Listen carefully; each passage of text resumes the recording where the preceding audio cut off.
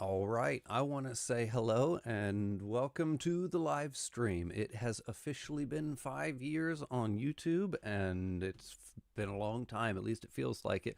Long uphill battle to get to nowhere. But I do want to say thank you to everybody who's just been here or anything. Can somebody drop me a comment or anything? Let me know if I'm even live here. I feel like I'm messing this up. I've got nothing.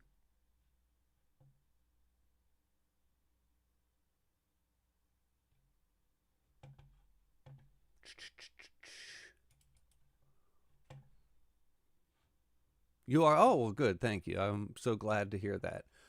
I can't see. Anyway, well, hello. Thank you. Thank you. And make sure I'm working here. All right. Well, hello. Hello. Um, I just like I was saying before, but I don't think I was live. I think I've been messing this up. I am not good at this live thing. I'm probably getting worse by the minute. Uh, every time I do it, I'm not succeeding. Anyway, I want to say hi and thank you for being here. This is just kind of a sit down, hangout, chit chat. Let's talk about some stuff and let's celebrate 5 years on YouTube. It's really about all this is. And so if there's anything you guys want to say or anything you guys want to talk about, anything you want to ask me, anything, let's just kind of hang out for a little while. Congrats. Thank you guys for all of the what's your TBR at the moment? I haven't really put my TBR together for next month. I mean, this month is I'm almost done with it. I just this morning finished Dance Dance Dance by Haruki Murakami, and then Gog Magog is the Patreon pick for this month. So I'll have to go into that next, and that'll finish up my month. Next month, I will do book 2 in Gentlemen Bastards and book 4 in The Culture. But other than that, I haven't really started to hammer out what it's going to be. I might do Gene Wolfe. I want to read more Gene Wolfe because I adore the Book of the New Sun so much, but I've never read anything else from him. So I think I might go into the Book of the Long Sun, but I haven't really. That's if I don't do that this month, then I'll do that next month, because I really want that to be a priority. But I haven't put too much thought into it yet, but it's about time to start thinking about that for sure.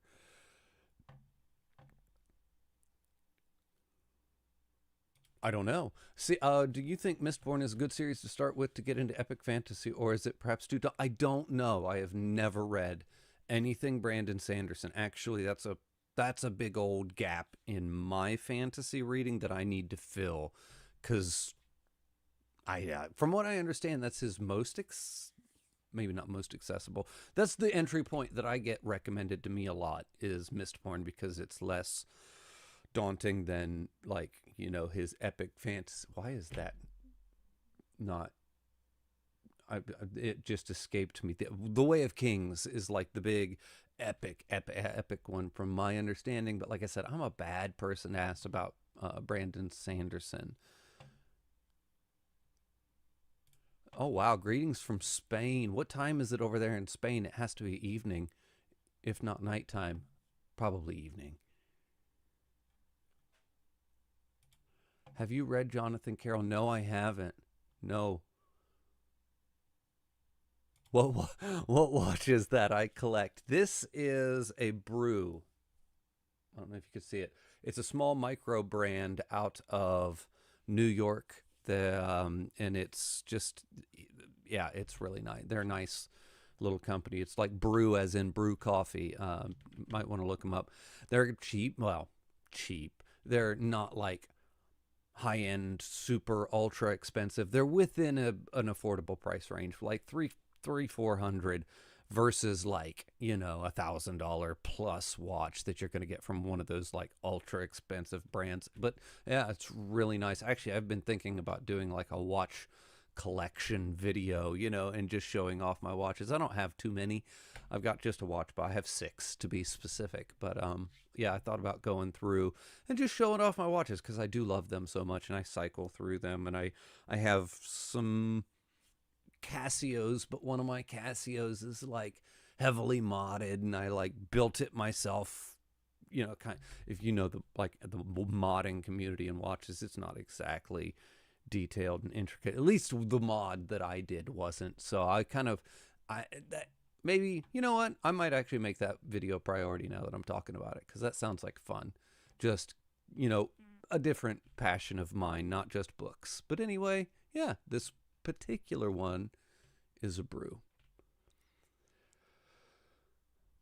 I'm interested in your opinion about Stephen King Under the Dome. I adore Under the Dome. Under the Dome is like a 1,200 page monster of a book, but it is like the tension that it is able to build and create, and the town and the characters and everything about it. I read that. It was like 1,200 pages. The version that I had was like a little paperback, and I tore through that book in a week, and I read the whole thing because I couldn't stop. I couldn't put it down. I will say that I am a big defender of Stephen King's endings, because people always talk about he can't write a good, or his endings are all bad, etc., etc. I am always defending his endings. This is actually one, Under the Dome, where I thought the ending was pretty not great, but it's also another book, in my opinion, that is a real big signpost for the journey is greater than the destination, or more important than the destination. I don't know, because the journey, I still put that as one of my really high on my list of Stephen King books, even though I think the ending is lackluster. But the book and what he was able to do with that story was so insanely good that it forgives any lackluster anything that ending might have had. There we go. Thank you for recommending me Under the Dome. I loved it, even though the ending was bad. Exactly. I don't think the ending was good either. But yeah, no, it's such a good book. 7 p.m. here in Spain. Okay, all right. That's not too bad. Not too bad. I heard of them. Thanks. Looks good. I love it. I think it looks beautiful. It's got this really retro vibe to it, but it's also kind of bright and colorful and just fun. I don't know. I really like it. I'll stick with my Casio. Hello. I know it's. I don't know. Some people. I got 2 Casios, and I love both of them, but I also like my nicer watches too. Nicer, put that in quotes, more expensive watches. I don't have anything that really classifies as expensive, but then again, $400 on a watch is a lot of money, like a lot, for something that tells time. Although I say that, and then there's all these people running around with Apple Watches that cost literally $900, and I don't know what you're doing with it. I have a Galaxy Watch, and it reads my messages to me and all of that stuff. I don't use any of that. I wear it when I go to work, and anyway. Don't get me started. I think kind of smartwatches are kind of dumb, just because I have one and I don't use any of the features ever under any circumstances. I look at it to tell the time.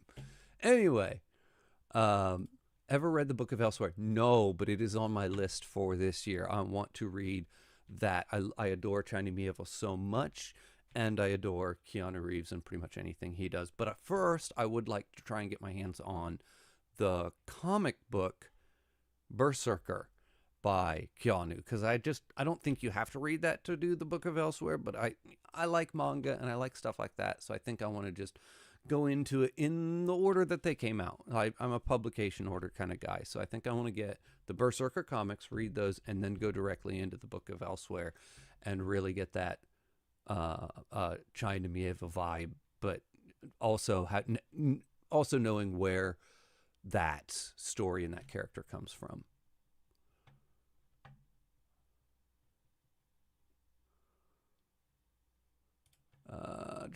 I was just reading Consider Phoebus when I got the line. The horde is about to be eaten by a great big fat guy on a beach. It is more space opera than I was anticipating. It's been fun. Yeah, I like that one pretty well, although that is probably the least. I've only read 3 culture books, but that's the least one. Then Play Our Games is kind of a step up, and use of weapons is levels up so hard. It's kind of crazy when you get to use of weapons, just how good that really is.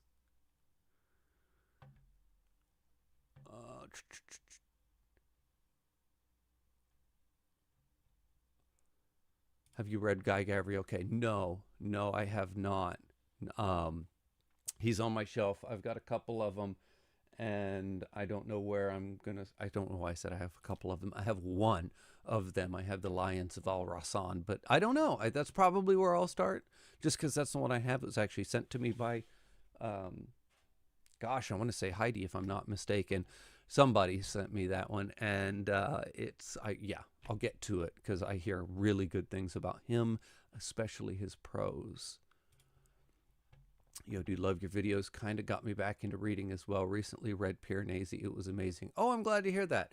I just anytime I hear that I helped anybody in their reading journey, it's just really, it's just kind of wild to even think like about that. And then it's also nice to hear that you liked Piranesi, because I get really interesting, like very polarized responses to that one, because I adored it. So I talk very highly of it, and then I will rave about it, and somebody will read it, and then I'll get like an angry comment like, you made me read this piece of trash, worthless book. And I'm like, I'm so sorry. I loved it. But that's just kind of how reading goes. I mean, it is what it is, you know? All right, I'm going to try and jump ahead here. We'll kind of maybe go backwards, but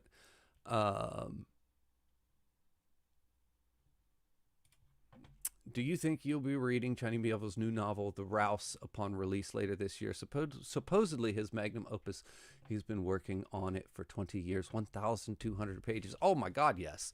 I am so excited for that. I'm like deliriously excited for that book. And I've already started my advocating for an advanced copy of it. I've never gotten an advanced reader's copy of anything ever in my entire 5 years on YouTube, and I've emailed a lot of publishers, but I've already sent them a couple of, well, not a couple, one email like, hey, I exist, you know, this is my channel, and if you've got one, I'm ready for it. So yes, I absolutely, and if they don't send me one, it's no big deal. I will get it on day one, like I always do, like I have everything else. And yes, that will be read this year, whether I get one or not. You know what I'm saying? Like, it will be a huge priority for me. I'm super excited. I'm curious how he'll do. I also want to read his short story book, 3 Moments of an Explosion. I saw that book, and that looks really good, because I've read a few of his novels. I've read his trilogy, and I've read City in the City, and I just adore his writing. And I'm curious what he does with short stories, because you can be a little bit more experimental with short stories. You can kind of be a little bit more out there and kind of just throw shit at the wall. And he's so wildly inventive that I'm kind of excited to read that one too, just to see what he does with that format and with that setting. Because I don't know. I've been reading. I just read Iron Council, and I'm pretty excited and high on Chani Mieville right this minute. Anyway.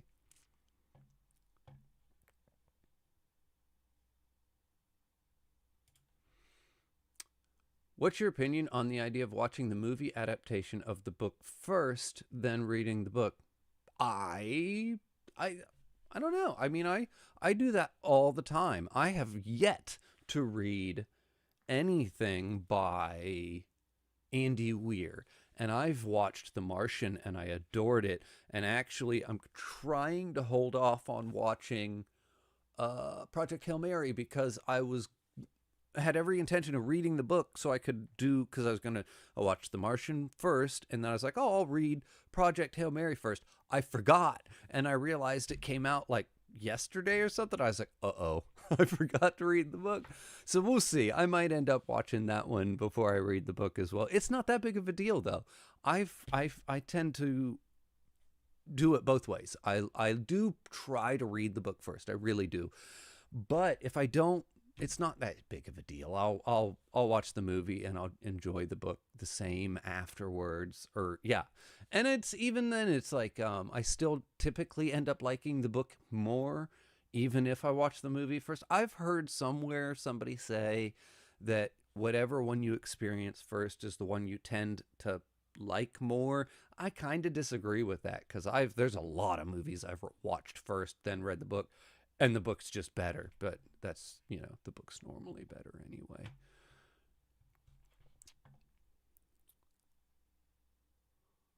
Uh,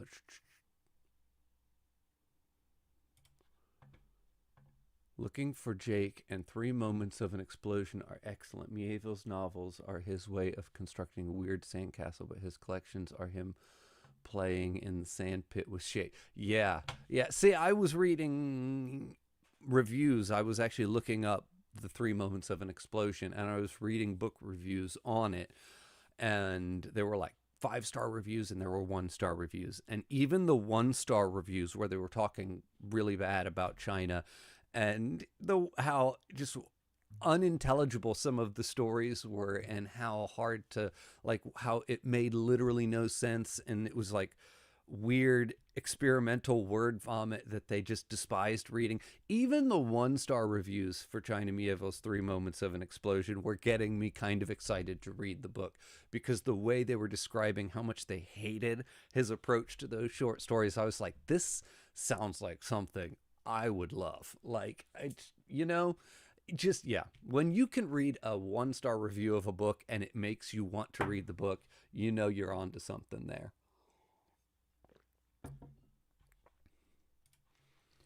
I'm a huge Project Hail Mary fan and made many video of it on my channel, and all of them have done very well for me as a new channel. Oh, good.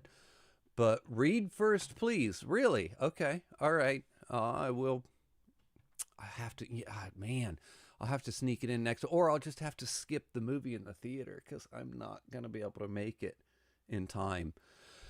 I don't know. I might wait for that one to come out on streaming, as much as heresy as that sounds to even say, because I think it's going to be one of the biggest movies of the year.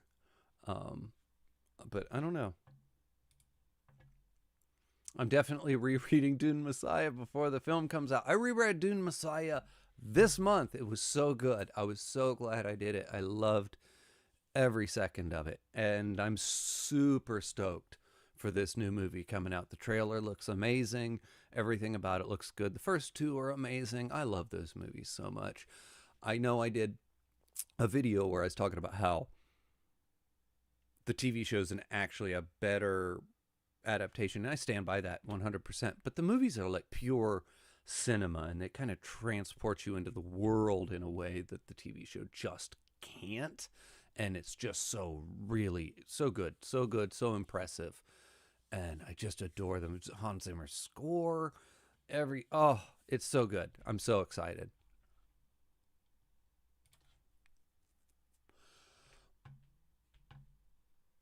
One reason I like Stephen King is that he creates hateable, despisable human villains. Which one is yours? For me, it's Jim Rennie. Yeah.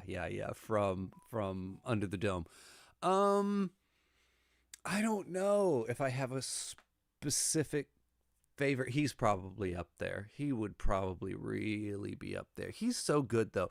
He has a way of, Stephen King, making like this big world of like the supernatural, or something crazy's happening and there's a supernatural threat, but what you're really afraid of are the human characters in the story that are just not handling the situation well, like in something like The Mist with that psycho woman who's religious, or in Under the Dome, where the dome comes down and everything's happening there. Well, I guess there's not a super large, overwhelming supernatural threat there. But what you're really afraid of is the people and what's happening with them and their overreaction to everything that's going on. He's so good at creating characters and believable tension. And just, yeah, the humans are always the scariest part of a Stephen King book, even if there's a supernatural threat.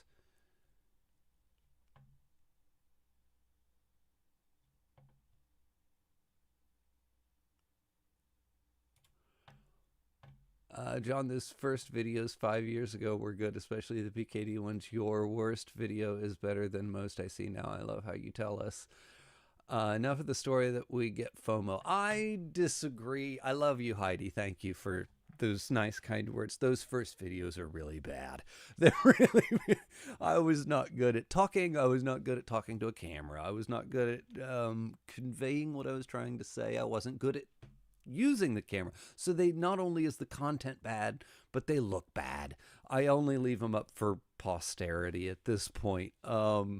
I don't know why I do. It's kind of my own evolution and my own journey. I like having them there, even though I kind of hate having them there. Every time somebody comments on one of my old videos, I'm like, oh God, don't watch that. Oh, it's so bad. Like, just don't.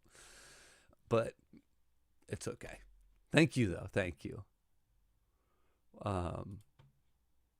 What would your top 3 to recommend that must be must be read? I don't know. That's a really hard question. I'd have to think about it. Like because is it my favorite or are they the most important? Because I don't know. That's a really hard question. I'm going to say The Gunslinger. That's my favorite book of all time. Everybody needs to read that, even if you hate it. Oh, God, I don't know. This is so hard. You should read something from Philip K. Dick. We'll go with Do Androids Dream of Electric Sheep, and then Must Be Read. Oh, God. I don't know. I can't come up with anything. I'm sorry. I let you down.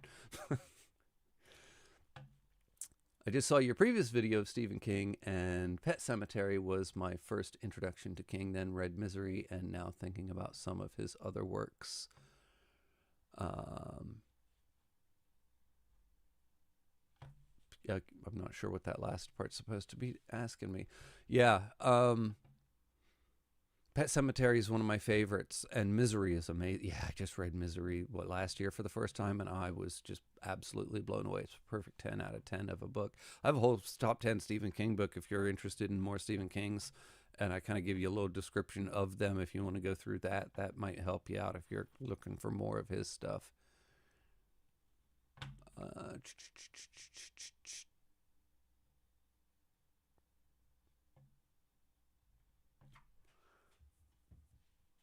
Where are we at?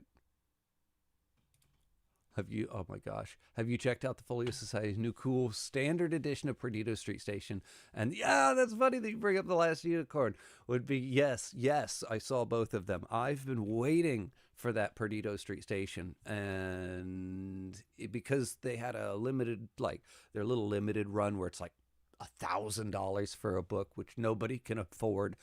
And every time I see a limited edition run, I know that within 6 to 12 months, they'll drop the regular edition. So I've been waiting patiently for that to come out. I probably won't get it till, I don't know, I might get it for the summer or something like that, but I will have it.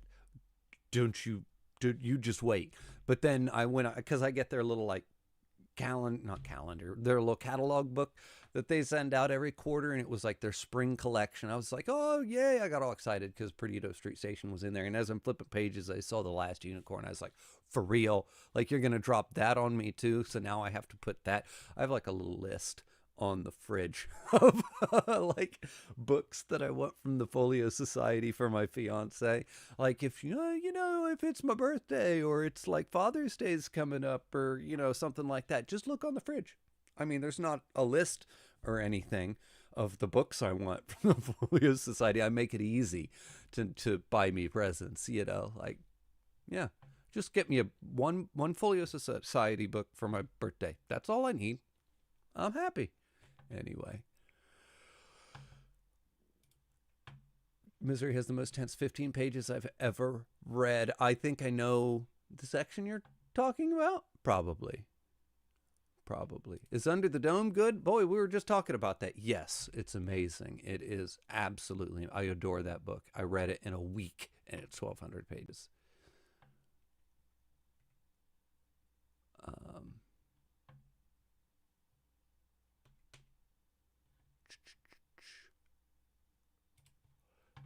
I'm enjoying Robin Hobb and Ken Liu both elite. I agree. I absolutely agree. I adore both of them. I would probably put Ken a little bit higher on that list for me and my personal taste. I liked that Dandelion Dynasty so much. It's kind of crazy, but Robin Hobb is really at the top, like just leading the pack in some of the way she's doing fantasy and characters, and especially the drama of what she does, and the just the tension and the engagement that she's able to keep you locked into that story and turning pages, and it just really she's functioning at just the apex of her abilities and other fantasy writers as far as I'm concerned. Have you read Solaris? No, I have read The Invincible, and that's the only book I've read by Stanislav Lem, although Solaris is the one that I really want to get to next. That will be the next Stanislav Lem book that I read, hopefully sooner rather than later. Do you have a wedding date planned? Yes, we do. We've set a date yet again. That's terrible. I hate to say, I laugh because we've been engaged for years now, and we've set a couple of different dates over the years, and we have kind of let them all come and go, and we've let them slip away from us for one reason or another. A lot of which is just weddings are very expensive, and I don't know, but we're committed this time. It's later this year, so this November we should be finally getting married. We're notifying people. We actually sent out this little like save the date thing. It's not like the proper formal invitation, but we're like actually doing the steps this time. So yes, we should be getting married later on this year. So you expect me to disappear for a week or two. You know how that goes. I just read City of Illusions by Ursula K. Le Guin, and it is 5 stars, hidden gem. It's so unknown, overshadowed by Left Hand and The Dispossessed. I would agree on that just because I've never heard of it. And I thought I've heard of most things by Ursula. I just, I'll have to check that out. Was it any good, I guess, would be my follow-up question to that. Oh, let me follow up on this one. I'm getting married in August, and that's what one of the things stopping me from. Oh yeah, it's. I hear you for sure. Congratulations, by the way. Is that the same Robin Hobb whose Magic Ship came out in the 90s? I had those 3 in hardcover. Sadly, I had to get rid of them. Yeah, absolutely. That is the same Robin Hobb. That's actually the one that I just read. I read The Mad Ship. Ship of Magic is the first one in the series, and I just read The Mad Ship, the second book in that trilogy this month. It was excellent, just as good as the first one. Although I will say I'll talk more about it in my monthly wrap up when I do that and I do a proper review of it. Although I will say on the second one, I felt the length of that book a little bit more than I did in the first one, which wasn't great, but it's still Robin Hobb's so good. Oh my gosh.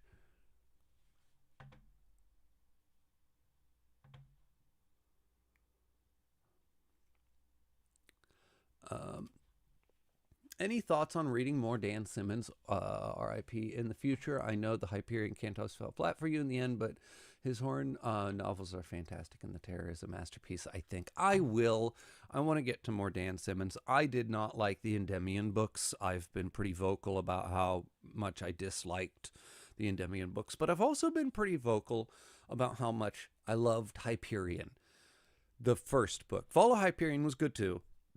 It was a little bit of a step down from Hyperion because I adored that first book so much. Man, that was a good book. But I want to read more of him, and especially like The Terror or something like that. I hear good things about his horror. And it's just, I want to give him another chance, I guess you could say, but just get a better idea of a more well-rounded idea, a more well-rounded opinion of his writing as a whole. Because like I said, I've got some books from him that I really like or even adore, and then some that boy, I really didn't have a good time with those Endymion books. So it was kind of a mixed bag for him, and I just would like to have a better, I don't know, see some more of his work. So yes, I do want to get to more of him in the future. I know you finished Malazan. What about Carcanus and the Tales of Witness? Any thoughts? Because I enjoyed them so much. I have The God Is Not Willing back there on the right there. Well, you can't see it. It's kind of in the dark. But I have The God Is Not Willing. And yes, I will be continuing with that series. And that is the book where I want to continue, is with The God Is Not Willing. I will get to more, probably the prequel trilogy. And I feel like I should do some Esselmont books just because, just to see what he's doing, because I hear good things about him too. I hear he's very different than Erickson, but I also hear that he's very good at what he does and his different style and his different take. I think they're more straightforward from a narrative perspective and less of, I don't know how to explain it, less of whatever the heavy themes that Erickson's doing. At least that's what I've heard. I can't really speak to it because obviously I haven't read them.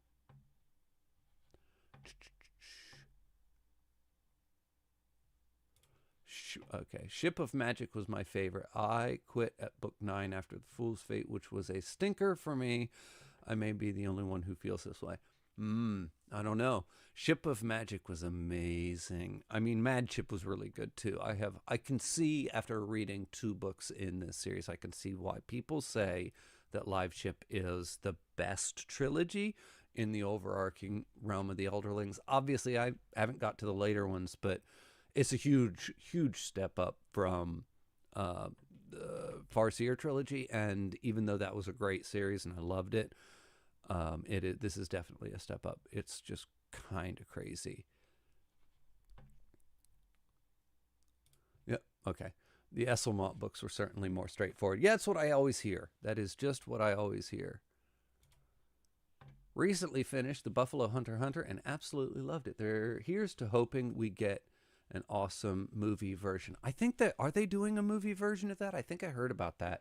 And if they are, yes, I hope we get an amazing movie of that. That was just such a good book. I'm looking forward to pretty much anything he does. I've only read 2 of his books so far. The Only Good Indians was the other one, and it was great as well. I really liked that one. I think I'll do something a little bit more campy from him next time. Like, what was it?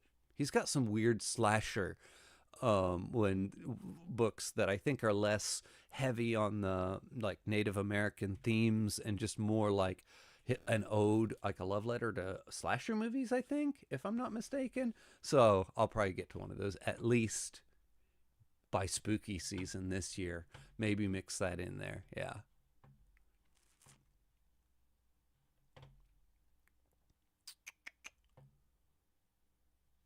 What is the book count on your library? I don't know. I haven't counted in a long time. Last time I counted, it was somewhere in the 500s, like somewhere between 500 and 600. But that was like last year.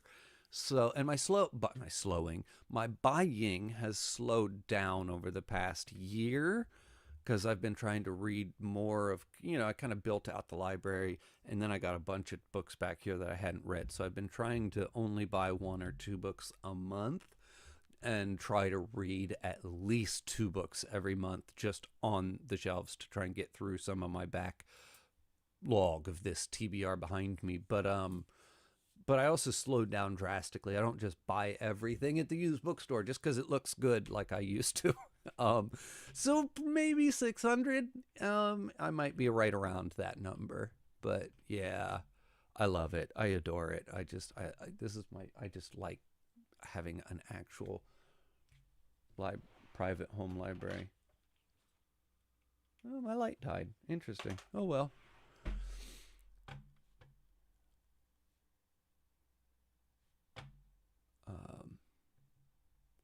Oh, have you tried Bernard Cornwell yet? I have read The Winter King, and it was really good. I that's another one I need to move forward in that trilogy and read the next one, Enemy of God or something like that, and get further into that trilogy. But right now, I'm sitting with just one of his books, and it was that Winter King. But it was good. I really had a good time with it. Yes, I Was a Teenage Slasher is fun and an ode to people who love those movies. Yeah, so like I said, that's what I've heard for his. He's got kind of varying levels of horror and what he's trying to do with them. Although Buffalo Hunter and just the heavy themes and what he was doing and saying with that is just stunning. I loved it. I know some people did not, but I know Mike didn't like it. I think he might have DNF'd it. Like, I was talking to him about it. It was like, dude, it's wild that how just how much I loved it and how much he hated it.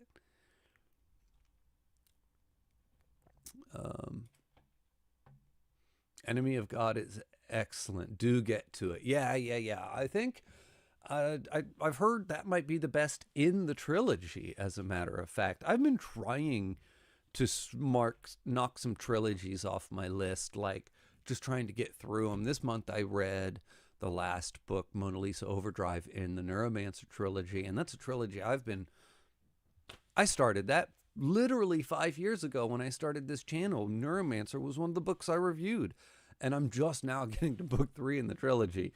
Like, it's, yeah, man, I need to get through some of these. So, that's just, I read Iron Council this month too. I knocked that trilogy off. That's the third book in the Pretty Doe Street Station, the Boss Log or Bass Lag, however you say that, trilogy, which is amazing. I need to do a video on that too, talking about that trilogy, because it was so good, because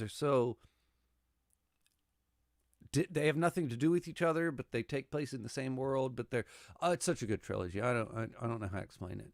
It's really, really, really good though. All right. I'm sure you get asked, but how do you manage to read so much? What is your average over a month? I read about 5 books a month. And I used to read 4. I read about a book a week normally. And I always have one on me. I always take it with me. I have a bag that I carry with me. I've always got my book, and then I've always set time aside to sit down and read. At home, I read in the evenings, and at work, I read on my breaks. And then my major, and I was reading between, I'd say about 40 to 50 books a year is what I was reading. And then the cheat code that I found was audiobooks. I download an audiobook version of whatever I'm reading, and then it's nice because when I'm doing chores or washing dishes or mowing the lawn, I'll go out and I'll put these big noise canceling headphones on, and I'll just listen to my book as I mow the lawn. Or when I work out at the gym, I'm normally listening to a book instead of like music or something like that, which is just, some people think that's crazy, but I don't know. I do it. And that was like the cheat code that just opened it. Like, all of a sudden now I can just burn through books way faster than I ever could before. So, but listening to books, some people don't like it or just don't get on with audiobooks. So, but for me, that was kind of like the thing that really cracked the code for me and made it. I don't really read more when I have the audiobooks, but it makes it less, I don't know how to explain it. It makes it less, it feels less daunting to try and get through a book when you have something like the audiobook, where you can just, I got to drive to, the store and back, and I got to drive to the next town over. I'm going to be in the car for, it's a half hour there, half hour back. That's an hour. I'm going to listen to my book for an hour, and it's just really soothing and relaxing. Anyway, where are we at? Let's jump up here. How much Berserk have you read? All of it. 100%. All of it. I'm 100% current, all the way to the most recent chapter. I actually put videos out for them in a while. Those videos kind of stopped doing well on the channel, and I don't know. But I have a patron of mine who, Draglogia, as a matter of fact, shout out Draglogia, thanks for all the help. He will drop the day the new chapter comes out. He will drop it in the Discord and he'll give me a heads up. He'll be like, hey, chapter's up. And I'm like, thanks. You know, like, so he keeps me up to date, like to the minute whenever those are coming out. He'll even sometimes give me a shout out like a week in advance, like, you know, the next one's coming up. I'm like, got you. But yeah, I'm happy with it. I think Koji Mori's doing a good job with it. You know, some people really kind of shit on him and what he's doing with the story and how it's changed since he took over, but I think he's doing fine with it. It might have lost a little bit of its spirit, I guess is maybe the word I'm looking for, since he took over, but by and large, I've been having a good time with it. I still follow it, and I think he's doing a good job as far as a spiritual successor to Miura. Where are we at here? Bernard Cornwell's The Winter King trilogy has the best audiobook ever by Jonathan Keeple. Try it. I will have to try that. I'll have to look into that. Audiobooks are how I've been able to plow through the Honor Harrington books. I don't know what that is. Honor Harrington. I'll have to look that up. And then here. Ooh, another Honor Harrington fan. Nice. Now I really need to look it up. Have you ever read David Gemmell recommend the Druss novels Unmatched Heroic Fantasy? No, never even heard of it. Heroic Fantasy. I'm relatively new to fantasy. I shouldn't say never. I haven't read much fantasy. That's one of the reasons I've been kind of trying to prioritize it, is because I've been mainly science fiction and horror throughout my younger, years of reading. And yeah, so I've been trying to add a little bit more of that. You should sometime try it. Lisa Jewell, presuming you haven't read her works. I haven't. No, I'll have to check that one out. Man, all this stuff. Have you read Animal Farm or Of Mice and Men? Nope. I have Animal Farm. I have that one. And I've read 1984, but I haven't actually read it yet. I'll have to get to it because it's just one of those classics that you really should probably, I feel like I don't know. Not that you have to read classics. If you don't want to read them, don't read them. But it's just one of those ones that I feel like you should read at some point. I adore 1984. I think that's an absolutely brilliant book, even though at times it might be kind of derivative of the book We or V, however you're supposed to say that, which I didn't realize. I didn't realize they were kind of like the same story until after I read it. Crazy.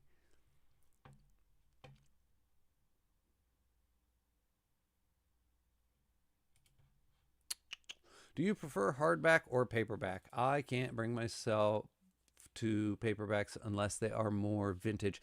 Hardback. It's just, that's where if I can get it in like a good, nice hardcover edition, I will. I'm not a huge fan of paperbacks, especially mass market paperbacks. Although this new age of, what are they, trade paperbacks or something? They've got those large format, big paperback books now. And they're just really, like, you've got these big, chunky, I don't know, paperbacks aren't the same as when I was a kid. And you get that paperback and it's like this and it falls apart as you're reading it. So like I said, the more modern, the newer paperbacks, and they're not super duper horribly expensive. They're kind of attainable, I think. It makes them a little bit cheaper and a little bit more attainable than hardcovers. And they're not, like I said, they're really, where am I at? They're really not bad as far as quality is concerned. So, but I do 100% prefer a hardcover. I mean, who doesn't? Of Mice and is incredible. Lesser known Steinbeck, I'd recommend The Moon is Down. All right. Congratulations on 5 years. Thank you. Thank you. Another one. Congratulations on 5 years. Yeah, it's crazy. It's crazy. It went so fast. Hardcover are kind of expensive, but for library, I think hardcover are good for the aesthetic. Yeah, and if you get them used, then they're not so bad. Like I said, I've got a local. It's just a half price books, but I go there all the time, and you can get hardcovers for cheap, or you can just go online, go to like a thrift books or something like that. I have so many hardcovers that I've found on just thrift books, or go to Amazon and you can search through all the used versions of their hardcovers and get somebody to sell you a good, decent quality used book for shockingly cheap sometimes, for real.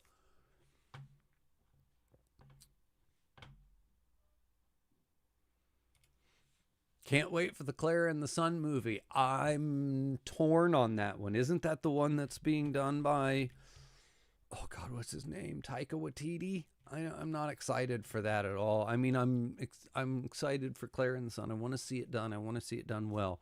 And I'm going to give Taika a chance. But boy, I haven't loved everything he's done. And I think his tone and his style is not right for that book. But I'll give him a chance. I'll never say never. I've never read Stephen King. Is he that scary? I don't think so. I don't think he's that scary.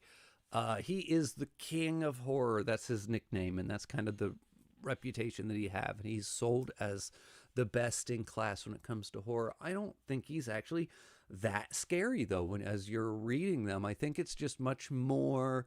He's got this way of making you kind of uncomfortable, and he really can get into the psychology of a situation. He can put you in a situation where it's just really awful and it's horrible, and like Pet Cemetery, what you're going to go through with that. It's not super scary, but it's just so affecting what he's doing with it. Some of his books are more scary than others, but some of them are just really these exercises in tension, or these exercises in watching someone go through this downward spiral like The Shining, and watching this descent into kind of madness that you just want to be able to grab that character and pull them back from the brink, and there's nothing you can do but watch this spiral into just oblivion. And it's just, I don't know, like I said, they're amazing books, and his character work is second to none,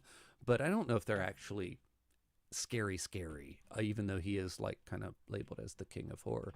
It's just, they're just so good, so well written. Have you read The Stand by Stephen King? Of course. Yes, absolutely. One of his just best.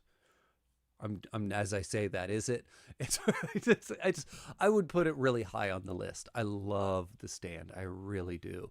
It's all 1,200 pages of the extended edition. I adored it. It's another one with a I don't want to say bad ending, weaker ending. It's got this really solid, rock solid book, and then the ending, it's just kind of like, I don't know if he didn't know where it was going, or he didn't know how to end it, or it's not as impressive as the preceding 1,100 pages are. Not that it's bad, but it's a weaker ending, but the book itself is amazing. I loved it.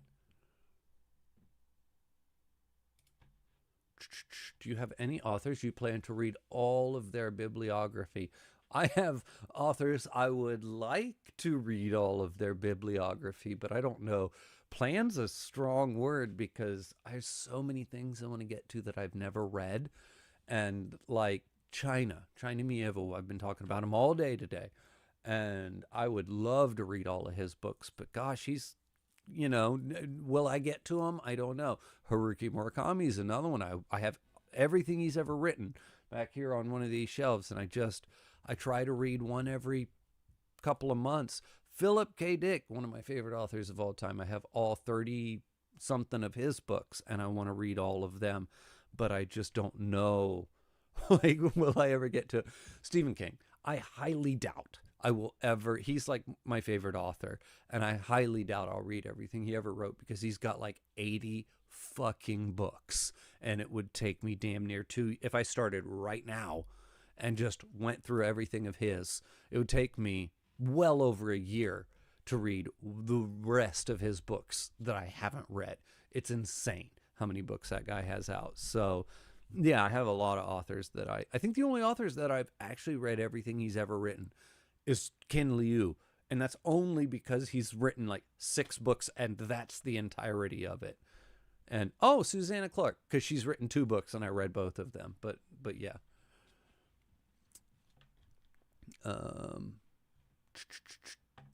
Piranesi's getting a stop motion animation movie. Yes, I did a video of like 5 adaptations.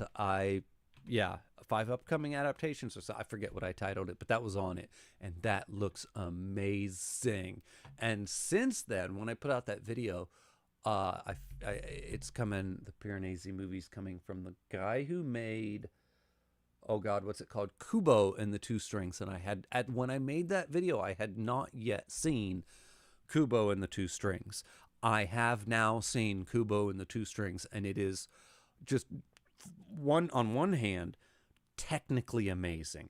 It looks so good, it's kind of crazy. And on the other hand, it's just a really good movie and a really good story, and it's really well done from both a technical and a story perspective. So I have even more faith in the Piranesi adaptation that's coming up. I'm just super duper duper excited.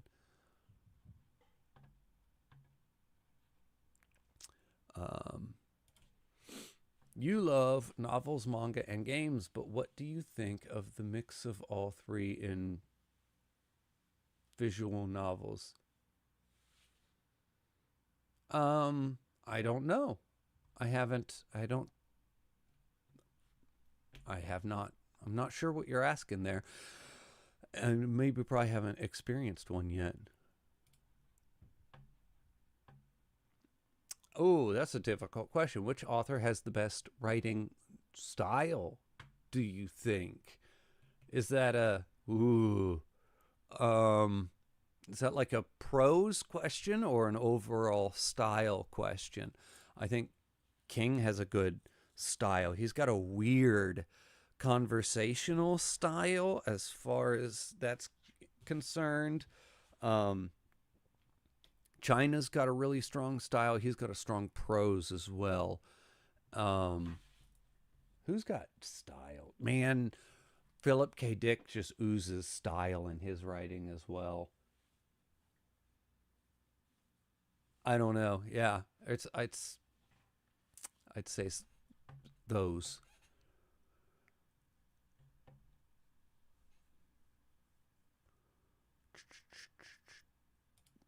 Okay. What do you think of the Dune Part 3 trailer? I think it looks great. I think it looks amazing. I'm so excited for the movie. I found myself, I hate to say this. I know I'm not allowed. I'm like in the minority 100%. But there's something about Timothy Chalamet, who's so hard to take seriously in that role. I don't know if I would not have cast him in that role. He's fine. He does fine. And there are some legitimate scenes. Let me give the man his due here. There are some legitimate scenes, like in Dune Part 2, when he is screaming at the crowd and he's like giving that speech. And I was legitimately like jaw on the floor. Like, I didn't know Timothy had that in him, like to bring it and deliver on a level that he delivers in that scene. So let me give Timothy some love there for a minute. But at the same time, he kind of then defaults back to this weird little raspy voice that he does. And as soon as he started doing it in the Dune Part 3 trailer, I said, oh God, like, oh, don't do it. Because it's just so hard to take him seriously. It feels hollow, and It's just I don't buy it for a second in a lot of his scenes. Anyway, but other than that, my little minor nitpicks with Timothy Chalamet, it looks amazing. It looks great. I'm super excited. I'm so hyped for it. It's kind of crazy. I'm just dying to see it.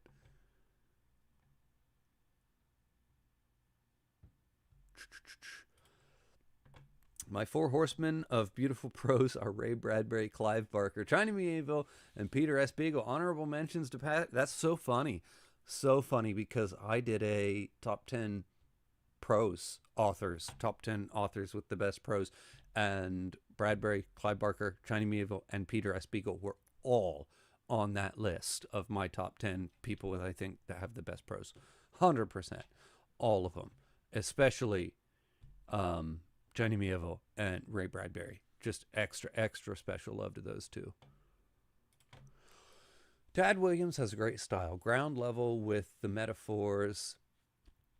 What's I doing here? Sorry. His latest, Austin Ard, is peak prose storytelling. I have not read any Tad Williams yet. I have Otherland and the first two books in the Otherland series back here, actually over there on that bookcase, and I have not read them yet. I don't know where to start. Would I guess I would default to you guys. Is Otherland a good starting place, or should I go somewhere else? Like, what is it? The green, whatever his fantasy series is. I don't know. Tell me where I should start with Tad Williams, because I really kind of would like to try and get into him. He's an author. I've had those probably 2 years on the shelf waiting to get to him.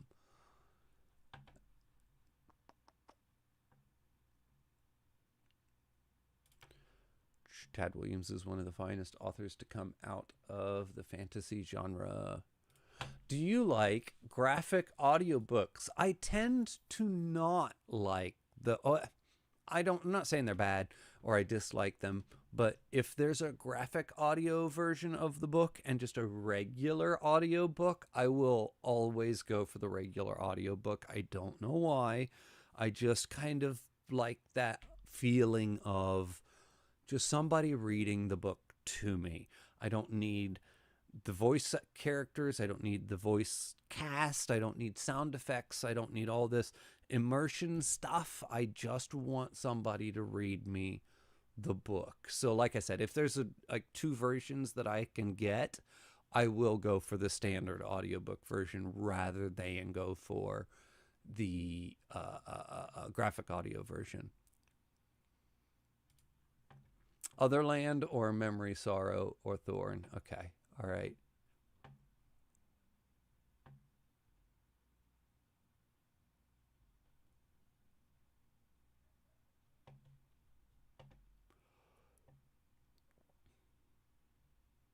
Tad Williams said that Otherland is a good starting point. Really?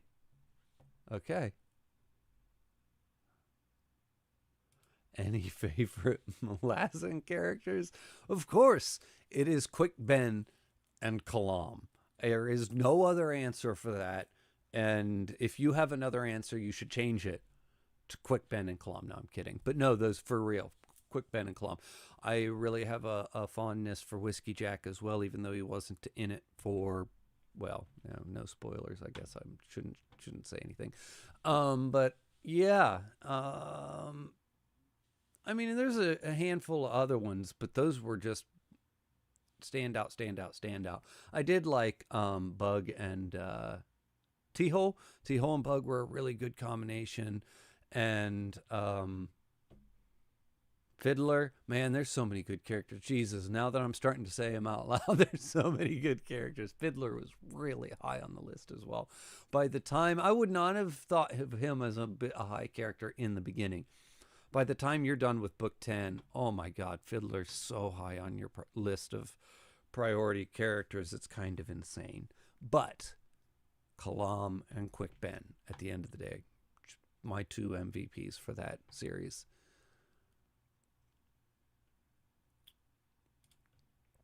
What Stephen King books are planning to read, or which ones have you not read yet? There's so many that I haven't read yet. There's a lot. Ones that I'm planning on reading currently, as far as this year is concerned, I really think my next one's probably going to be Tommy Knockers. I really want to get into that one and see what that's like, because I've hear really crazy things about that one. Either it's really good, it's really bad, or because that's the one where that's the last one he did when he was, I want to say, like just a raging drug addict. And I think that was about the time where he realized he needed to get clean. And I hear that it's really kind of wild, but it's also kind of borderline unreadable because he was starting to fall apart as he was writing. I don't know, but I think that'll be the next one on the list, just to see where it is and what it's like and how that lands, But I think that's my next one. I just read The Dragon Bone Chair, and yes, Tad Williams' writing is very good, but that book is a bit of a slow burn. You have to really want that style of slow classic fantasy. I've heard that with him. I've heard that he is not quick and slow to get into and slow to get going and all of that. I have heard that as well. Oh, I just wanted I saw that. Thanks, Draglogia. I don't know if you were here a minute ago, but I gave you a shout out because somebody asked me how much of Berserk that I read, and I was trying to explain that I was current on Berserk because Draglogia keeps me up to date in the Discord. So I don't know if you were here for your shout out earlier, but thanks again. Stephen Eriksen's duos are just something. But Karsa is my favorite, no doubt. He's a lot of people's favorites. I thought Karsa was good, and the first couple of books that I read, not that he ever became bad, but by the end of it, I don't know what I'm trying to say. I was less invested in him by the time the story wrapped up, and I was more invested in other characters like my Quick Ben and Kalam and Fiddler and stuff like that. My investment in them only grew, whereas my investment in Karsa started strong, and then it was just kind of like, yeah, Karsa's a really good character, but I wasn't as crazy about him by the end as some of the other characters. And as much as some of the other people, I know how much some people just latched onto him and adored him all the way through. So, not a bad character, just not my particular favorite.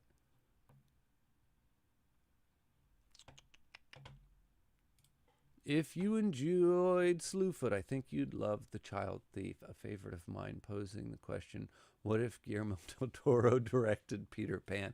That sounds good. Huh, interesting. I'll have to check that one out. I did like Slewfoot. I like Slewfoot a lot. I liked Tommy Knockers. It's wild. Definitely needed editing. Yeah, like I said, that's probably the one I'm going to go into next when I get around to it.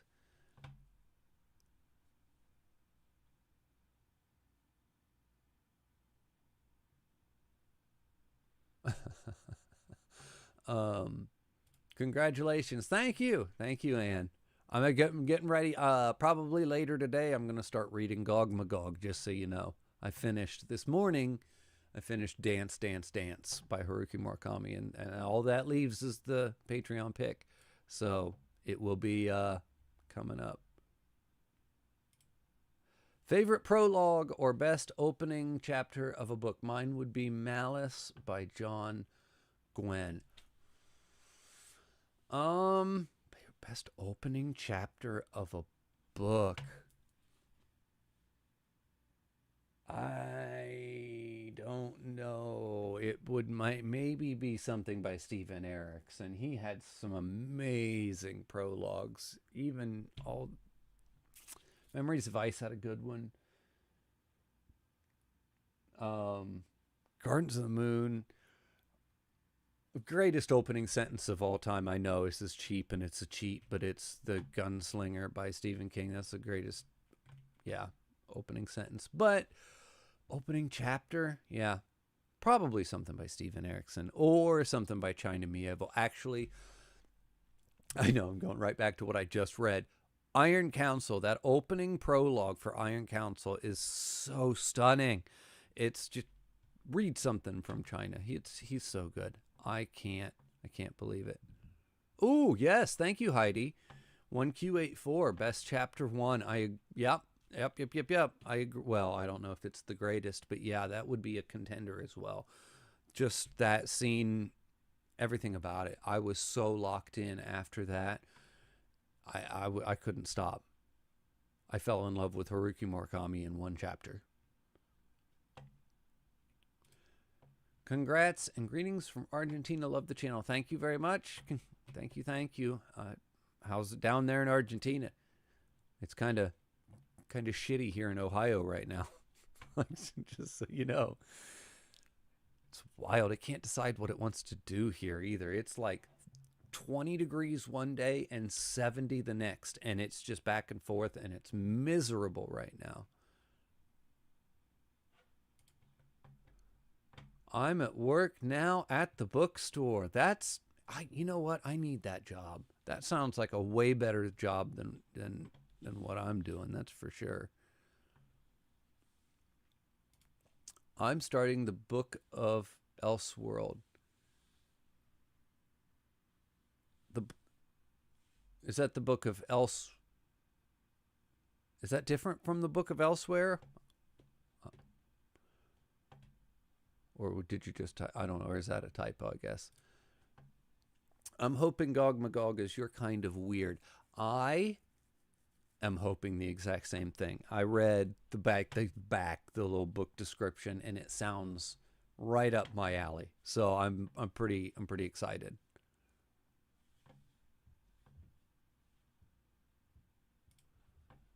I like the comic it's based off of. So I'm assuming you do. It is the Book of Elsewhere. So you're talking about Berserker, which I do. I want to read that comic this year. I'm looking forward to all of it. You'll have to let me know if the Book of Elsewhere is good.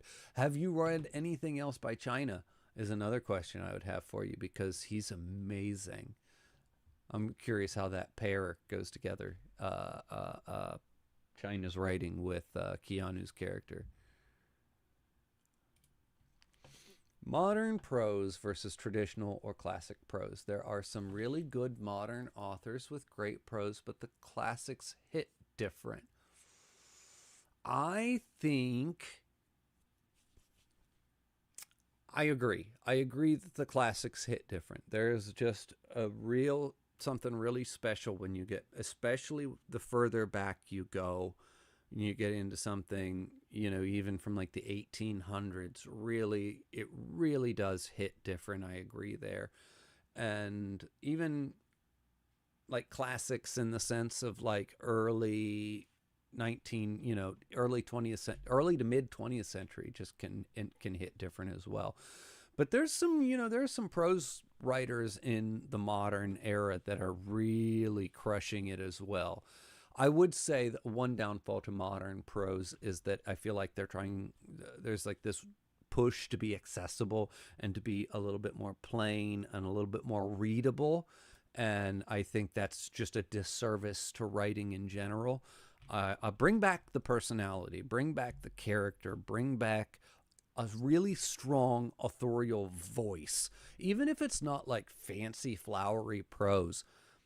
Stephen King doesn't have fancy, flowery prose, but he has a very strong voice. You read a King book and you know it's a King book just by the way that he's writing and the word selection that he chooses, and just bring back that strong authorial voice, I say, for sure.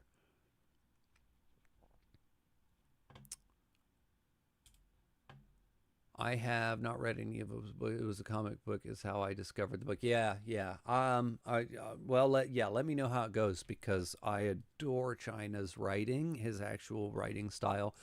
And I feel like there's no way he's going to write a book for Keanu Reeves in the comic book and not bring some of his style and flair with him. I'm sure that's why Keanu chose him, because of his writing style. So I would be quite interested. Well, I'm going to get to that book myself, but I'm still quite interested to know how that goes and what you think of it. Should I start Malazan with immersion read with an audiobook? I think that would be amazing.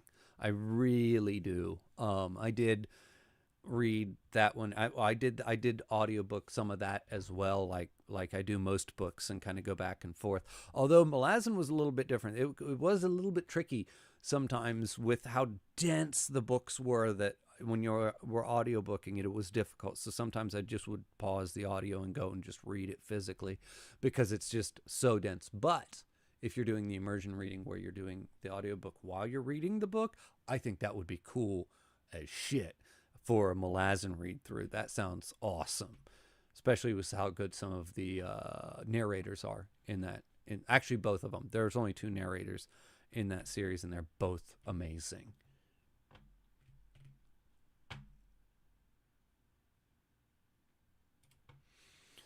Buellman has such a strong voice. I have to mention him in every stream. You mention him all the time. I'm going to get to Buellman. I promise. I'm going to get to him. I don't know where I'll start. Between Two Fires. What's the other one? You always recommend another one, not Between Two Fires. It's a different one.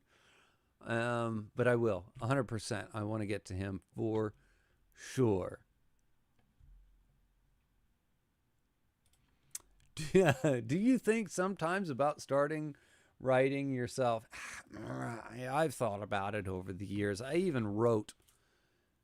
Back in my 20s, I had a 3.5 floppy disk, no joke, that I had like the first 2 or 3 chapters of a book that I wrote years and years ago, and I'd sit there and I'd just kind of peck away at it. It never went anywhere. It was really bad, and I've never done anything since. So it feels, I almost don't want to now. The funny thing is, I almost don't want to now because I'm a booktuber, and the most cliche thing on the face of the planet is the booktuber who's also writing a book in the background. So now that I'm like on the internet talking about books, I'm like, I can't do it now because it feels just so overdone. And just, yeah, I would feel like a walking cliche if I'm like, well, I also got this book that I'm writing. I don't know. It's nothing against anybody who's doing that. And I mean, no shade on anybody, but it just feels, like I said, it would feel weird to start now. Is 1Q84 Murakami's take on Orwell's 1984? I don't think so. I think it might have some abstract influences or like inspirations that might have come from there in some weird roundabout way. But if it's his take on it, it was by and large lost on me. I didn't get it. I missed that part of it, I think, if it was supposed to be his take on 1984, because I feel like it was wholly different and wholly unique. There's something different happening in 1Q84 than 1984. Like, I just don't feel like, like I said, if it was supposed to be that, it kind of went over my head, or I missed it, because I didn't feel like it was that at all. It's kind of its own monster. Should I read Musashi or Vagabond manga? Don't know if you have read the manga or not. I have read both. I love them. I read Musashi first, and I then, because Vagabond, it says right on the cover of the manga, this is based off of the book Musashi by Eiji Yoshikawa. And so I read the book first, and then I read the manga. They are both excellent. They are both amazing. They're kind of focusing in different ways on different things. The manga is a little bit more, I don't know how to explain it. I would say if you're gonna pick one to start with, I did start with the book, and I would also recommend starting with the book. I adored it. It's like a perfect 10 out of 10 book for me. I think it's an absolute masterpiece, and I loved it. The manga is extremely good as well. That's probably more like a 8 or a 9 out of 10. And both are worth reading. Both are worth your time. So if you have time for both, read both. But if you're only going to do one, maybe do the book. Have you read any Brian Lee Durfee? I have not. I want to get to him one of these days. I watch a lot of Brian Lee Durfee videos, but I have not read any of his actual works yet. Yeah, I really like his content though. Yeah. I think I was one of the reasons that he went out and got Tom's Crossing, because I was bugging him in his comment section to go get it and read it, because I felt like that was a book that he was gonna like, and so I'm not above bugging other booktubers in the comment section for sure. Not even a little.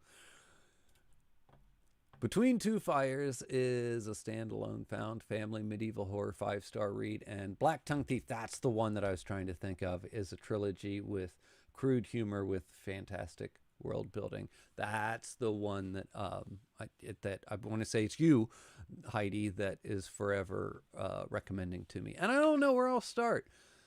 They both sound really good. I just know I want to read some Buhlman. I hear a lot of good stuff about him all the time. The Vagabond manga is a masterpiece. Breathtaking art. Yeah, it really does have some amazing artwork, and there's some introspective moments in it where he kind of gets into the philosophy of it, and he just kind of meditates on that, but the artwork that he puts down to marry together with that is just amazing, all the way to the point where if you see like a special edition of the book Musashi, like the old Eiji Yoshikawa's Musashi, it's gotten to the point where they almost always pair those special editions with artwork from, what's his name? Inoue, the author or the mangaka who draws the art for Vagabond. So the art in Vagabond is so good, it's almost become ubiquitous with Musashi at this point. So they just put it on the books now. It's crazy, like the regular novel, not just the manga.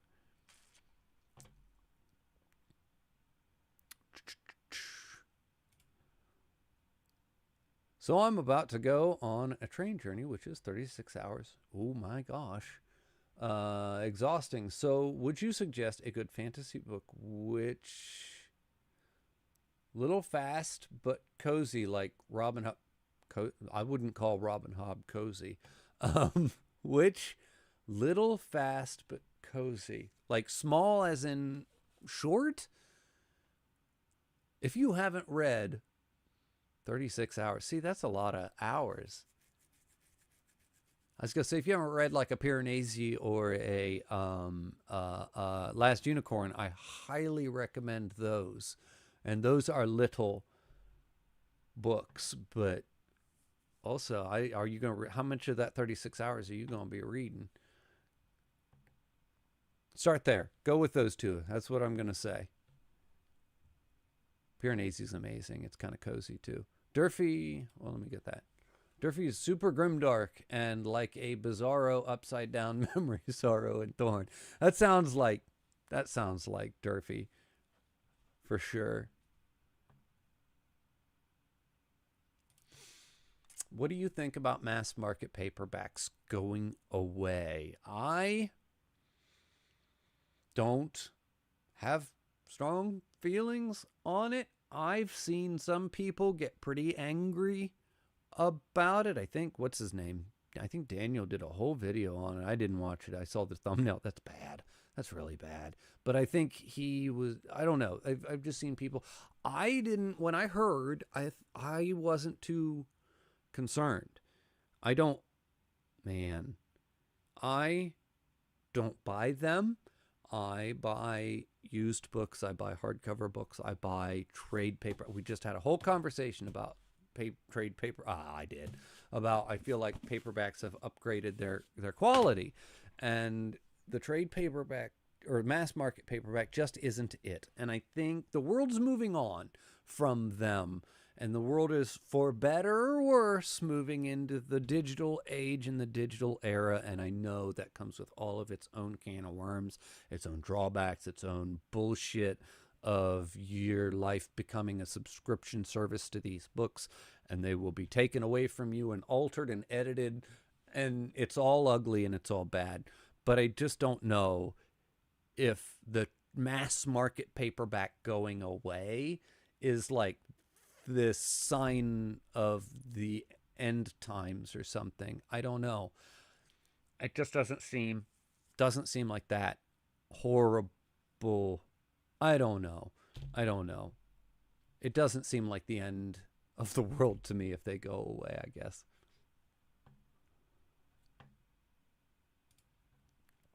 For someone who's not read any China Mieva, where would you recommend them to start? There are two. Now, I'm not hugely well read when it comes to China. He's got a lot of books I've not gotten to.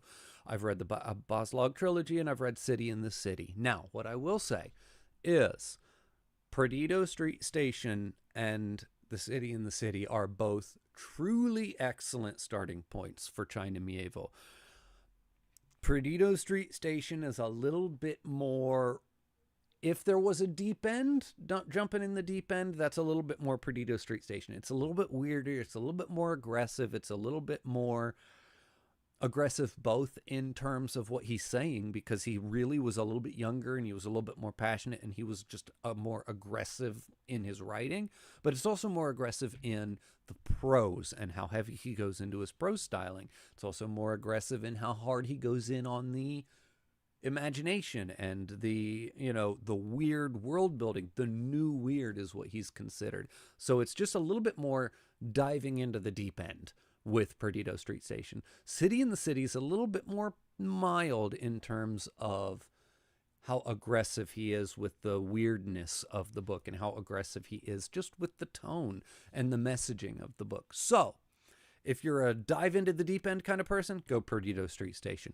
If you're much more of a, I like to be eased into the weird authors, go with City in the City. But they're both truly excellent.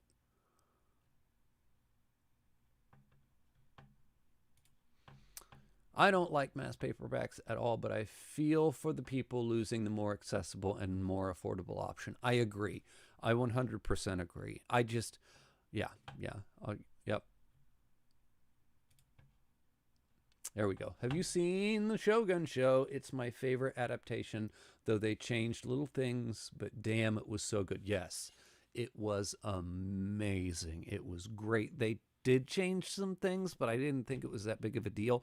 They stayed pretty faithful through like the beginning, and there was this period in the middle where it felt like they were just kind of making stuff up, and I was like, wait a second, what are we doing here?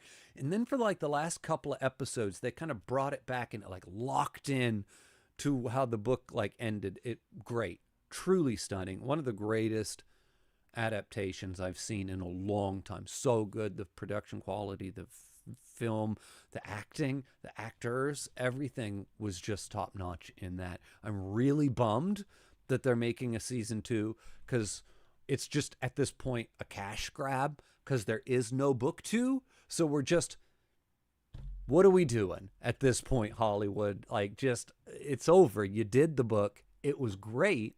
There is no second book, so there should be no second season. The fact that they're continuing kind of irritates my soul. Anyway, let's see.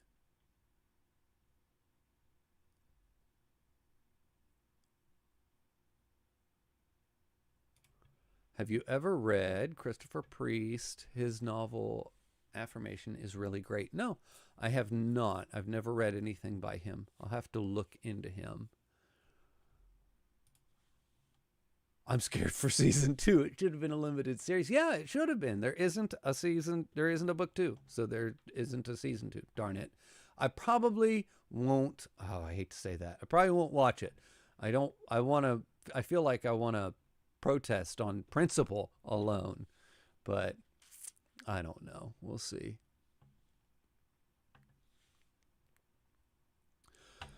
All right. Let's see. Did I miss anything? I'm going to have to wrap this up here, guys, because I have got to go. It is my daughter has there's an art show happening at the local art museum, and they do this thing every year for the kids, and they take like the one or two art projects per class, and they do a display down at the local art museum, and my daughter's art was chosen to be in the art show. So I'm going to have to, here in a little bit, take her up to the museum, and we're going to look at all of her school's art and see her art on display in the museum. It's going to be really neat. It'll be fun. She went last year as well. They picked her art last year and this year. She's one of her passions, though, is art. She's really, really good at it. I was toying with the idea of creating some merch for the channel, and she wants to be an artist for my merch store, and I told her 100% if and when I get around to it, you're going to be there for sure. But yeah, I thought anyway. So I'm going to have to jump out of here in just a second to go do that. Do you agree Pretty Do Street Station basically turns into a creature feature novel, but still highly elevated and innovative? I think it's elevated and innovative all the way through. I wouldn't say it turns into a creature. I mean, it is a creature feature, kind of, but there's something really elevated about what China's doing, both with his writing and what he's saying. I don't know. I think it's elevated, though. They could have made different season with different adaptation of...